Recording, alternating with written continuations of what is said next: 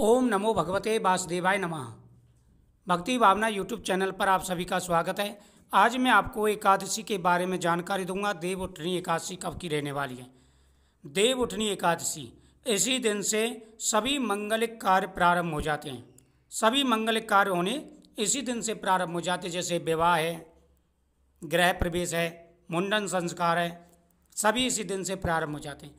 क्योंकि हरिशनि एकादशी को सभी मंगलिक कार्य बंद हो जाते हैं, भगवान शयन करते हैं। और देवउठनी एकादशी को भगवान जागते हैं।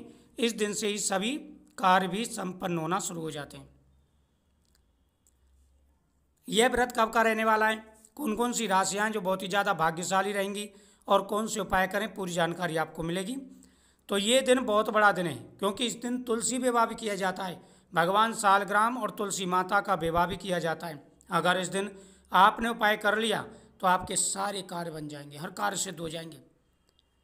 सबसे पहले सुबह स्नान करें और सालग्राम भगवान को आप स्नान कराएं।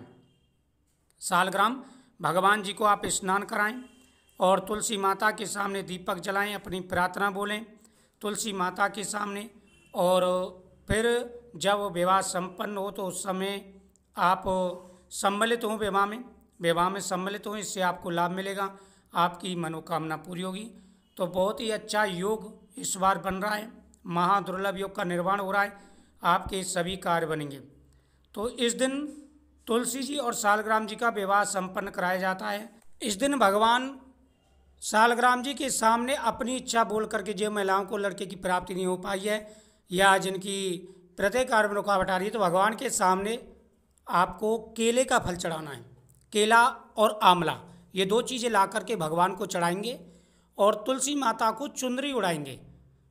जो आपके प्रत्येक कार्य में रुकावट आ रही है वह ये उपाय जरूर करें। भगवान को आपको फल चढ़ाना है, केला और आंवला, और तुलसी माता को आप चुंदरी चढ़ाएंगे, मेहंदी भी लगाएं। इससे आपकी जिन लड़कियों की शादी में अड़चन आ रही है उनकी शादी भी होगी, और जिनको संतान का सुख प्राप्त नहीं हुआ शादी के बाद में उनको संतान का सुख भी प्राप्त होगा। इस दिन चौमुखी दीपक भगवान सालग्राम जी के सामने और तुलसी माता के सामने आप चौमुखी दीपक जलाएंगे। चौमुखी दीपक का बड़ा महत्व होता है। और जब आप तुलसी विवाह संपन्न हो जाए तो भगवान के सामने चढ़ाया गया फल प्रसाद आपको जरूर खाना है। एक तारीख के दिन सुबह 9:12 से एकादशी प्रारंभ होगी और 2 तारीख को 7:30 बजे तक सुबह रहने वाली है। उसके बाद द्वादशी लग जाएगी। तो इसलिए 2 नवंबर का यह व्रत रहेगा और इसी दिन तुलसी विवाह भी होगा। कई राशियां हैं जो इस दिन भाग्यशाली रहने वाली हैं। इन राशियों का योग अच्छा है।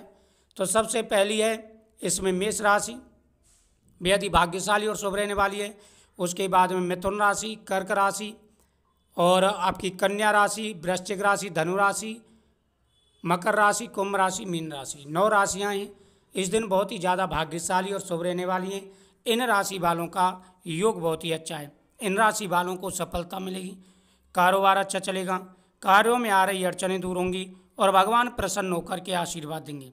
योग बहुत ही अच्छे हैं। आप ये दीपक का उपाय करें और जो प्रसाद आपने चढ़ाया वो आप खाएं, इससे आपकी मनोकामना पूरी होगी। योग बहुत ही अच्छे बन चुके हैं। तो 2 तारीख का व्रत रहने वाला है, 2 तारीख को ही व्रत रखना है। और उपाय अगर आप करते हैं तो बहुत बड़ा लाभ आपको मिलेगा, आपके सभी कार्य सिद्ध होंगे।